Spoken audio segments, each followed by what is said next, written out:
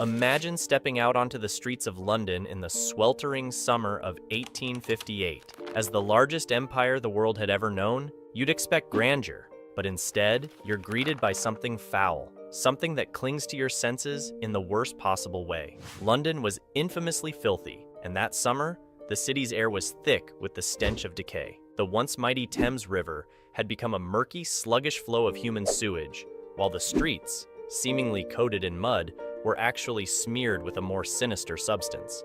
This wasn't just an assault on the nose, it was a genuine public health crisis. The stench was so overpowering that it could make people vomit or even faint, and the air itself was a toxic blend of soot and smoke. The summer of 1858 was a particularly deadly one, as London transformed into a great stinking mess due to the sweltering heat. The root of the problem was the city's inadequate waste disposal system. Without proper plumbing, human waste was dumped directly into the Thames, which in turn contaminated springs, wells, and other sources of drinking water. Thousands of Londoners, packed tightly into the city, struggled to survive amid these horrific conditions. One journalist in 1849 even described the air as having the smell of a graveyard, noting that anyone unaccustomed to it would immediately feel nauseous. The situation became so dire that members of parliament were forced to flee their chambers as the stench wafted in from the river. Even Prime Minister Benjamin Disraeli was seen dashing from the debating chamber, handkerchief pressed firmly to his nose. The challenges of hygiene were nothing new, of course. In the Middle Ages, sanitation was often an afterthought, with human waste casually tossed from windows onto the streets below. But by 1858, with the city's population booming and technology struggling to keep pace, the problem reached a breaking point. The Great Stink of London serves as a pungent reminder of the perils of neglecting public health in an era before modern sanitation. Imagine a city where rivers of human waste flowed through the streets, not hidden away but in plain sight, carried along by ditches and man-made channels. That was London in 1858. And the mighty Thames, after centuries of being treated as a dumping ground, had transformed into something unrecognizable, a nightmarish, oozing mass of filth that could no longer be called a river.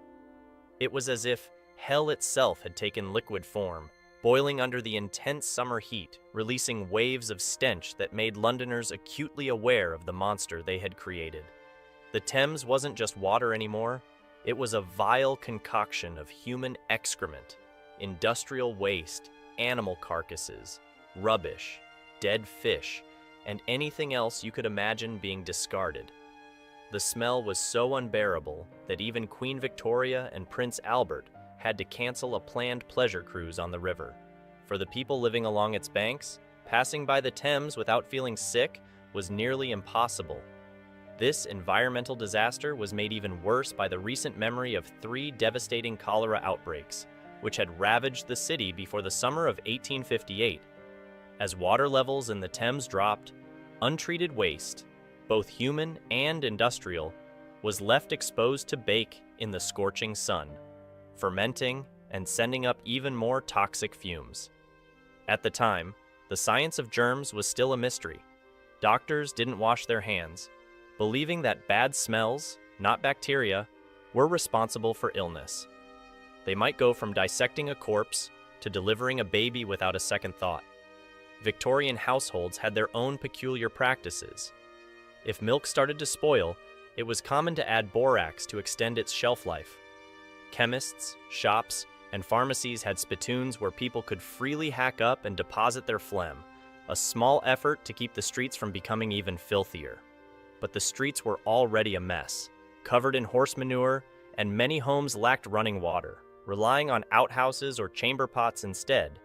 These pots, used throughout the night, were often stored under beds until morning, when a maid would have the unenviable task of emptying and cleaning them. Food safety was non-existent, and it wasn't unusual to find all manner of foreign substances in what people ate. One sample of ice cream tested in London, for instance, was found to contain dog hair and lice. Meanwhile, the air was thick with smog from burning coal, making the act of breathing a challenge. The endless cycle of coughing, spitting, and pollution only added to the grime and filth that seemed to coat every surface of the city. In Victorian London, the state of public hygiene was nothing short of appalling. Kitchen waste wasn't discarded daily but saved up over the week. Once accumulated, this waste was sifted through to see if any scraps were fit for resale. Without refrigeration, meat often hung out in butcher shops, exposed to the elements and flies. If a stray dog happened to drag a piece of meat away, the butcher would simply shoo the dog away, brush off the meat, and hang it back up for sale. During the cholera outbreaks, the impoverished living near the river were desperate for help. They wrote to newspapers like the Times, pleading for relief. "We live in muck and filth. We ain't got no privies, no dustbins, no water supply, and no drains or sewers in the whole place. If the cholera comes, Lord help us." At the time, Victorians adhered to the miasma theory, which posited that disease spread through bad smells and foul air. This belief had deep historical roots in Europe, India, and China. Despite growing evidence, many, including the esteemed Florence Nightingale, held onto this theory even after it was proven in 1891 that cholera was spread through contaminated water. Nightingale, a pioneer in nursing, continued to advocate for miasma theory until her death. Doctors, largely in the dark about the true nature of cholera, resorted to a range of treatments. Some prescribed opiates for relief, while others resorted to more drastic measures like bloodletting or burning the skin. Efforts to combat the disease often focused on cleaning up decaying waste and sewage, based on the misguided belief that removing sources of miasma would prevent illness. During this grim period, the death rate in Britain's cities soared to unprecedented levels, surpassing those of the Black Death. From 1831 to 1866, cholera claimed the lives of around 40,000 Londoners alone. The infant mortality rate in the 1830s was staggering, with parents bracing to lose half of their children before they turned 5. The government's response to the crisis was woefully inadequate, leaving Londoners to fend for themselves amid the stench and disease. This was London in the summer of 1858, a city choking on its own waste, teetering on the brink of disaster, and desperately in need of change. Dealing with the Great Stink of 1858 proved to be an expensive and ultimately futile effort in London. To combat the foul odor from the Thames, over 200 tons of lime were dumped into the river in early July near the sewer mouths. This liming process, aimed at deodorizing and breaking down the waste, was carried out regularly throughout 1858 and into 1859. The city used various substances, including chalk lime, chloride of lime, and carbolic acid, in an attempt to neutralize the stench. The costs were staggering. The city spent £1,500 on chloride of lime alone, which is over $100,000 in today's money. This measure cost around £180 a day, equivalent to about £10,000 today. Ironically, chloride of lime is poisonous, which only worsened the river's toxicity rather than solving the problem.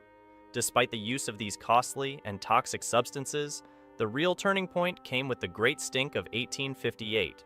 The persistent foulness finally prompted Parliament to take action.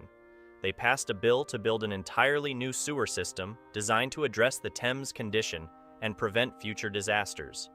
Joseph Bazalgette, an English civil engineer, was tasked with designing this new system, and his work is considered one of the greatest government projects of all time.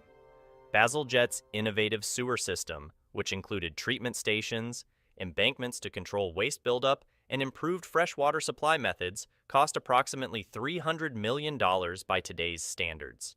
His design not only revitalized the Thames but also dramatically reduced waterborne diseases. Remarkably, Bazalgette's system is still in use today, a testament to its effectiveness.